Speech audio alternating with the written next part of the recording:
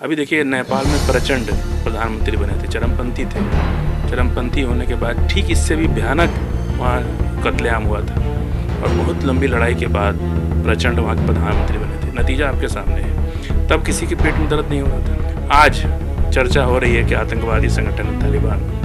हम तो बचपन से देखते आ रहे हैं यहाँ दलित, ओबीसी, पिछड़ी जाति के लोगों के साथ किस तरह का व्यवहार करते हैं। पैर में चप्पल नहीं पहन सकते, अपने पैसे से अपनी चरपाई खरीद के अपने दरवाजे पर आप चरपाई पर नहीं बैठ सकते। गांव देहात के अंदर लोग झुग्गी जैसी ज़िंदगी जी रहे हैं। मैं इंदिरा आवास योजना में बहुत मेरा अनुभव है। इंदिरा आवास योजना में घर पास होने के बाद भी पैसे वापस चले जाते हैं क्योंकि उस गरीब के पास घर बनाने को ज़मीन नहीं। ये अत्याचार, ये कौन सा तालिबान है? देखिए वो तालिबान है, यहाँ मनुवाद है। तो इस खतरनाक ये ज़्यादा है, मनुवाद तालिबान से भी ज़्यादा खतरनाक है। हम गुलामी करना, दलित, ओबीसी, एससी, एसटी के लोग, मुसलमान माँ के पेट से ही गुलामी करना सीखते हैं। क्योंकि जब हम अपने माँ के पेट में थे तब हमारी माँ भी गुलामी कर रही थी मनुवाद की, इसलिए हम गुलाम हैं। काहे का आज़ाद है? आप जाइए ना गाँव में, 5 दिन तो थाना में ऐसे ही बिठा देते हैं। 500 रुपये के लिए थाना में बिठा देते हैं। 5-5 दिन भूखा रखते हैं थाना में।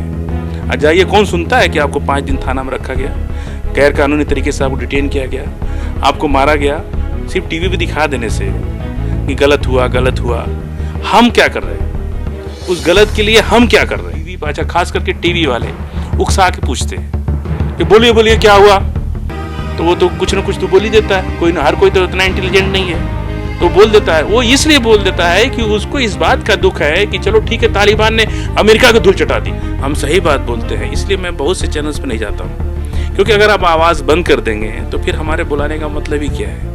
वो चाहते हैं कि हम हिंदू को गाली दें, हम देवी देवता को गाली दें, हम हिंदू को अपमानित करें। हम क्यों अपमानित करें? तो हम तो ये कह रहे हैं कि भारतीय जनता पार्टी को अफगानिस्तान पे जो विधवा विलाप कर रहे हैं, तो इन्होंने क्या किया? सेना तो भेजनी चाहिए थी, मदद तो करना चाहिए था अफगानिस्तान की। तालिबान अफगानिस्तान, आप जब टीवी खोलते होंगे, अखबार पढ़ते होंगे तो यही मिलता है आपको। और अब तो बहस यहाँ तक आ गई है कि क्या भारतीय मुसलमानों को तालिबानी घोषित किया जा रहा है।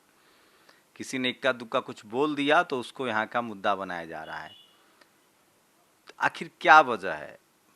तालिबान से, अफगानिस्तान से भारतीय मुसलमान का क्या संबंध, पाकिस्तान से क्या संबंध? हम सब जानते हैं भारत के मुसलमानों ने बाई चॉइस भारत को चुना, उनकी भारतीयता टेस्टेड है। तो ये क्यों हो रहा है और इससे किसको फ़ायदा है?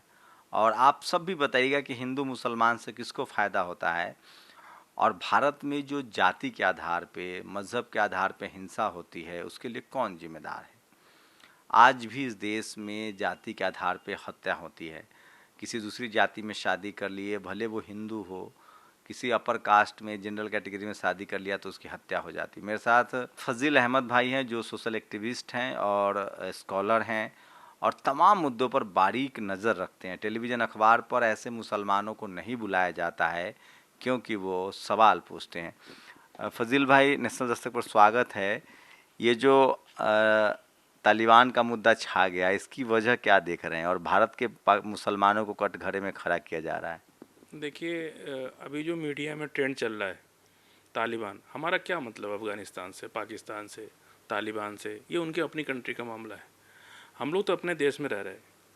लेकिन जिस तरह से मीडिया को आज 2014 के बाद से जिस तरह से एंटी मुस्लिम प्रोपेगेंडा चलाते हैं, उसी प्रोपेगेंडा का ये भी एक नमूना है। अभी देखिए, नेपाल में प्रचंड प्रधानमंत्री बने थे, चरमपंथी थे। चरमपंथी होने के बाद ठीक इससे भी भयानक वहाँ कत्लेआम हुआ था और बहुत लंबी लड़ाई के बाद प्रचंड वहाँ के प्रधानमंत्री बने थे। नतीजा आपके सामने है। तब किसी के पेट में दर्द नहीं हो रहा था। अफ़गानिस्तान से, तालिबान से और हम भारत में आज चर्चा हो रही है कि आतंकवादी संगठन है तालिबान। हम तो बचपन से देखते आ रहे हैं यहाँ दलित, ओबीसी, पिछड़ी जाति के लोगों के साथ किस तरह का व्यवहार करते हैं। पैर में चप्पल नहीं पहन सकते, अपने पैर पैसे से खरीद करके अपने पैर में आप चप्पल नहीं पहन सकते, अपने पैसे से अपनी चरपाई खरीद के अपने दरवाजे पर आप चरपाई पर नहीं बैठ सकते। हम तो बचपन से देख रही है बात। और मारते थे छोटे बच्चों को, 5 साल 6 साल के बच्चों को घरों में काम कराया जाता है, आज भी कराया जाता है। मैं मध्य प्रदेश के एक इलाके में गया था, उमा भारती का क्षेत्र है वो। वहाँ आज भी पिछड़ी जाति के नेता लोग हमारे साथ जा रहे थे और एक सवर्ण के दरवाजे से गुजरते समय चप्पल उतार लिए। मैंने कहा मैं तो नहीं उतरूँगा भाई, यात्रा अपनी वापस ले लूँगा, मैं आगे नहीं जाऊँगा अगर मेरे साथ बदतमीजी होगी तो, लेकिन मैं तो चप्पल नहीं उतारूँगा। इस देश में लोकतंत्र में हम रहते हैं। आप कहते हैं कि दुनिया के सबसे बड़े लोकतंत्र के हम स्वामी हैं। भारत बहुत बड़ा लोकतंत्र, हमें गर्व है। तो आपने जिन समस्याओं पर बात कही उस समस्या पर यहाँ का टेलीविजन अखबार क्यों बात नहीं करता और अफगानिस्तान पर क्यों बात कर रहा है? क्या ये प्लानिंग है और इससे किसको नफा नुकसान हो रहा है? देखिए, हमारे देश आज़ाद हुए 70 साल से ज़्यादा हो गया। हम अगले 28-29 साल के बाद सेंचुरी मनाएंगे, तो क्या हमारा देश तैयार है सेंचुरी मनाने में? आम इंसान को इक्वलिटी, बराबरी का अधिकार, संविधान का अधिकार, शिक्षा का अधिकार, इस पर तो चर्चा नहीं कर रहे। लगातार हो रहा है, सरकार चाहे किसी की भी रहे। आज प्रताड़ित कौन हो रहा है? आज भी कौन प्रताड़ित हो रहा है? आज देख लीजिए, किसान का मामला हो, चाहे मजदूर का मामला हो, दिहाड़ी मजदूर का मामला हो, बटाईदार किसान का मामला हो, ज़मीनें नहीं है घर बनाने को किसी के पास। गांव देहात के अंदर लोग झुग्गी जैसी ज़िंदगी जी रहे। मैं इंदिरा आवास योजना में बहुत मेरा अनुभव है। इंदिरा आवास योजना में घर पास होने के बाद भी पैसे वापस चले जाते हैं, क्योंकि उस गरीब के पास घर बनाने को ज़मीन नहीं। ये अत्याचार, ये कौन सा तालिबान है? तो इस पर मीडिया क्यों नहीं बहस करती है? क्या लग रहा है, मीडिया का एक जातीय कैरेक्टर लगता है आपको? देखिए, वो तालिबान है, यहाँ मनुवाद है, और इस खतरनाक ये ज़्यादा है। मनुवाद तालिबान से भी ज़्यादा खतरनाक है, और ये स्वीट पॉइजन है। हम पैदा होने से पहले गुलामी की आदत डाल दिया जाता है हमको, क्योंकि जिसके माँ के पेट में हम होते हैं, वो माँ हमको पेट में रख के ही गुलामी शुरू करती है। तो जन्म से पहले ही हम माँ के पेट में, जब अभिमन्यु सीख गए थे युद्ध करना, हम गुलामी करना, दलित, ओबीसी, एससी, एसटी के लोग, मुसलमान, माँ के पेट से ही गुलामी करना सीखते हैं। क्योंकि जब हम अपने माँ के पेट में थे, तब हमारी माँ भी गुलामी कर रही थी मनुवाद की, इसलिए हम गुलाम हैं। और आज भी हम गुलामी करने के लिए तैयार हैं। हम कभी भी हम लड़ते नहीं हैं। तो ये गुलामी कैसे दूर होगा? क्योंकि मुस्लिम समाज के लोग क्या समझने लगे हैं इस खेल को कि जानबूझकर हिंदू मुस्लिम पढ़ाया जाता है ताकि उन लोगों को फ़ायदा हो जिनके लिए धर्म की राजनीति आसान है। देखिए, मंदिर मस्जिद जो कुछ भी देश में 30-40 साल के अंदर हुआ, इनका तो मकसद है कि दलित, ओबीसी, एससी, एसटी मुसलमानों को शिक्षा से, रोज़गार से, यदि शिक्षा मिल गया, रोज़गार मिल गया, तो गुलामी क्यों करेंगे हम? इसलिए हमको हिंदू मुसलमान में फंसा करके मंदिर मस्जिद, फालतू के जितने इश्यूज़ हैं देश के अंदर, वो न किया जाए। आज भी लैंड एक्विजिशन एक्ट, राज्य सरकार को अधिकार है। कितने राज्यों में किया है इस काम को? ज़मीनें नहीं है। पूरे 10-10 हज़ार की सभा को मैं संबोधित करता हूँ, हाथ खड़ा कराता हूँ बिहार के अंदर, यूपी के अंदर, कि 1 एकड़ ज़मीन का हाथ उठाओ तो 20 या 25 हाथ उठता है, और 5 एकड़ ज़मीन किसके पास है तो एक भी हाथ नहीं उठता है। और हम जब पूछते हैं कि भूमिहीन किसान कितने हैं इसमें, तो हज़ारों हज़ार हाथ उठते हैं। वो हाथ नहीं उठ रहे हैं, वो संकेत है कि हमें कुछ चाहिए। जो हमारे बाप दादा लड़ते लड़ते मर गए, आज़ादी लड़े, आज अंग्रेज आया। तो इन सब मुद्दों पर जो मुस्लिम समाज के लोग जाते हैं, धर्मगुरु हों या स्कॉलर हों, उन लोगों को जानबूझ के प्रोवोक किया जाता है, वो इस सब मुद्दे पर क्यों नहीं बात करते हैं? देखिए, हमारे मुसलमान में भी मनुवादी हैं। मनुवादी सिर्फ उधर ही नहीं है, इधर भी है। कांग्रेस पार्टी ने पाल के मनुवादियों को राजनीति के फ्रंट पेज पर रखा, इसलिए वो हमारी चीज़ों को भी नहीं उठाए। अपना परिवार, जब जमींदारी उन्मूलन अधिनियम 1952 में आया तो क्यों नहीं पास हुआ?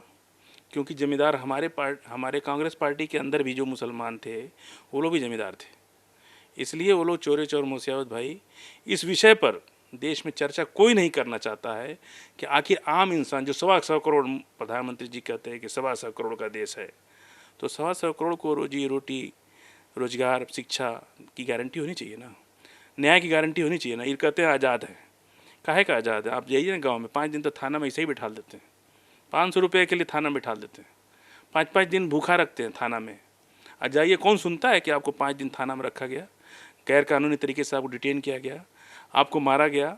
एक उत्तर प्रदेश के अंदर 2 साल पहले एक टेम्पो वाले को थप्पड़ से मार दिया पुलिस वाले ने, कान का पर्दा फट गया, उसका मासूम बच्चा वहाँ रोता बिलखता रहा। वो आज़ादी उसको याद आएगी? वो तो मेरा सवाल वही है, ये तमाम समस्याओं पर टीवी वाले क्यों नहीं बहस करते हैं? सर, टीवी प्राइवेट कंपनी है, व्यापारी हैं वो लोग, बिजनेस हैं, वो बिजनेस के आधार पर काम करते हैं, उनका व्यापार चलना चाहिए। तो व्यापार किसका, कौन देगा उनको व्यापार? जिसके पास हज़ारों एकड़ ज़मीनें हैं, कई फैक्ट्रियां हैं, जो पूंजीवादी और मनुवादी, ये दोनों सिक्के के एक ही पहलू हैं। जो पूंजीवाद है वही मनुवाद है, तो चैनल भी पूंजीवादी है।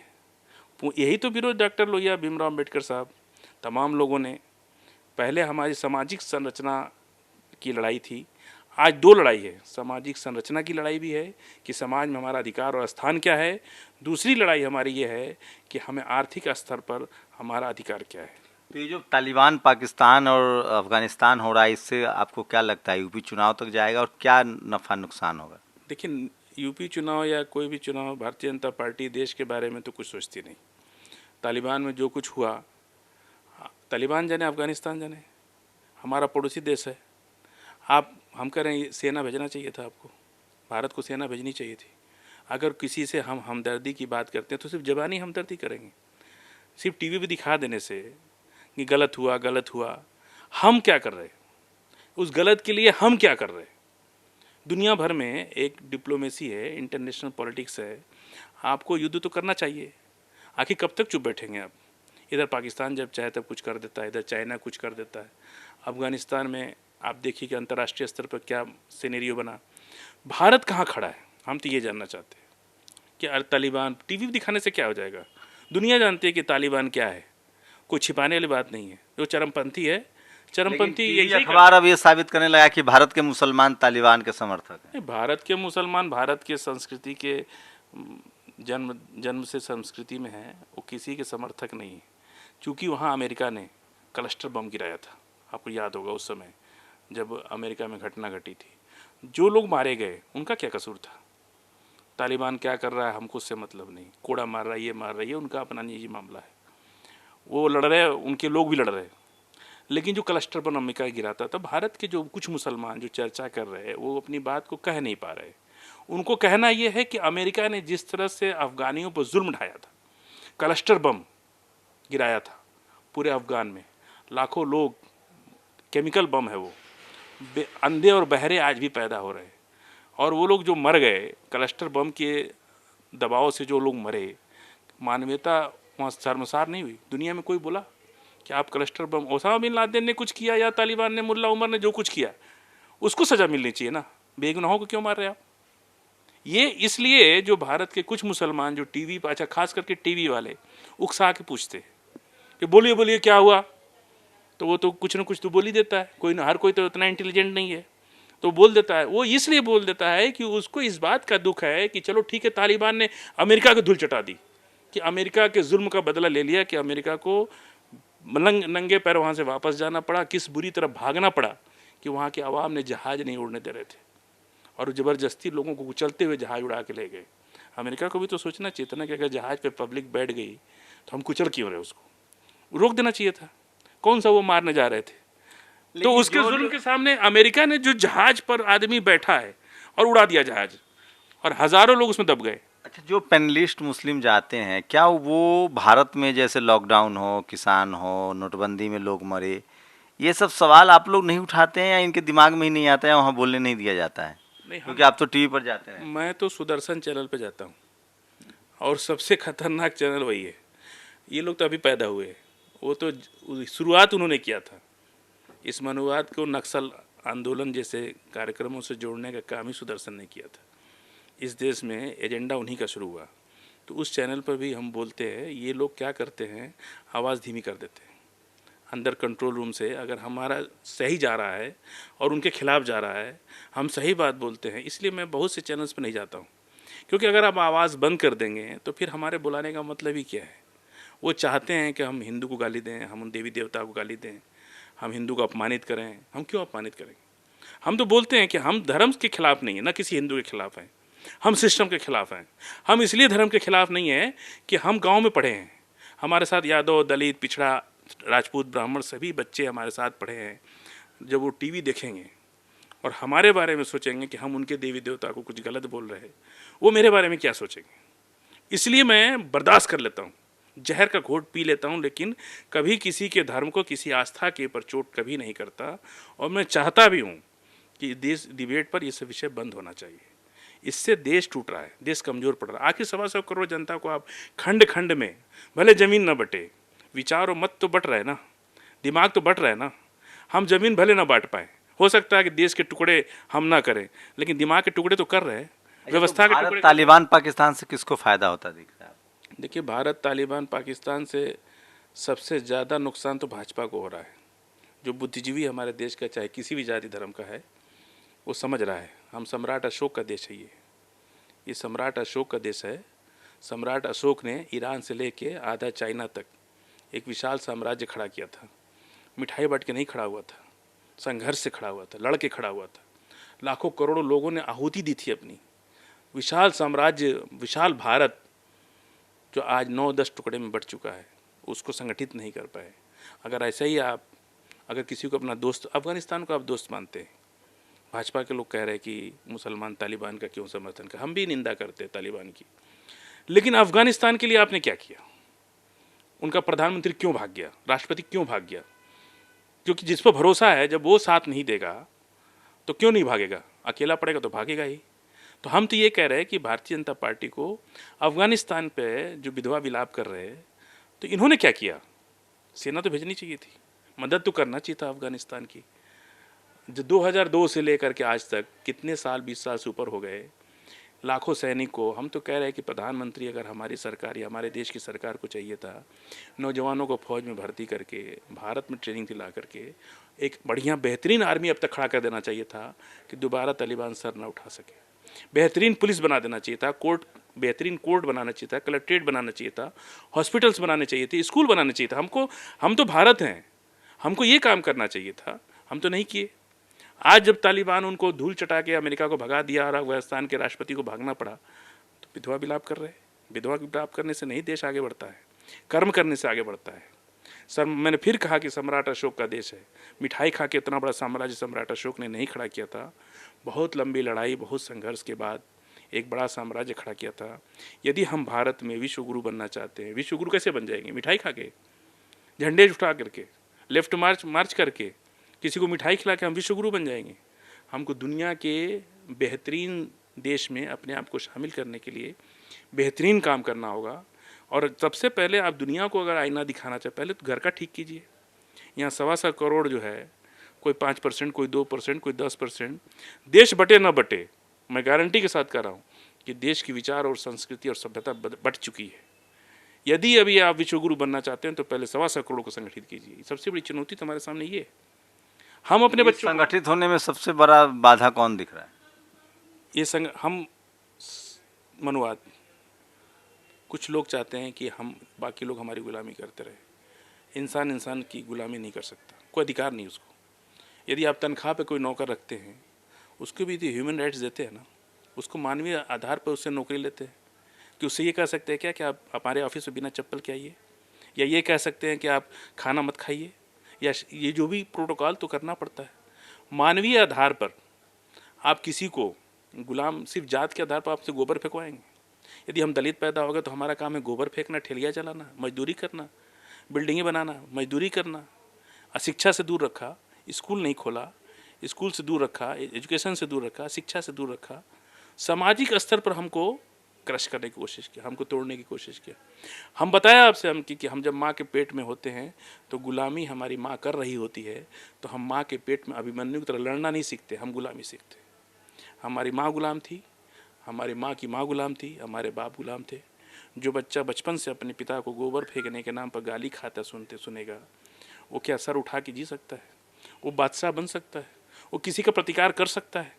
जो बचपन से देख रहा है, 5 साल की अवस्था से देख रहा है कि मेरे बाप ने गोबर की खांची अगर थोड़ा दूर फेंक दी तो खेत के मालिक ने उनको 100 गाली दी और मारा भी, प्रताड़ित भी किया, तो क्या वो बच्चा जो अपने पिता को अपमानित करते हुए देख रहा है, सिर्फ इस बात के लिए कि वो एक दलित घर में पैदा हो गया, एक पिछड़ी जाति में पैदा हो गया, एक मुसलमान के घर में पैदा हो गया, तो वो, उसके पास ज़मीन नहीं है, तो वो खेतिहर के मालिक के स्वामित्व के मजदूरी करेगा, तो वो क्या सम्राट बन सकता है? वो मानसिक रूप से जो बचपन से गुलाम है। जब माँ कहती थी कि सो जा बेटा गब्बर आ जाएगा, तो बच्चा क्या जानता है कि गब्बर कौन है? माँ ने बताया कि गब्बर बहुत खूंखार है, वो तुमको मार डालेगा। गब्बर को बच्चा ने नहीं देखा है, फिर भी बच्चा गब्बर से क्यों डरता है? जब देखा नहीं, जिस डर को बच्चे ने देखा नहीं, उस गब्बर से बच्चा क्यों डर रहा है? क्योंकि माँ ने उसको डरवाया।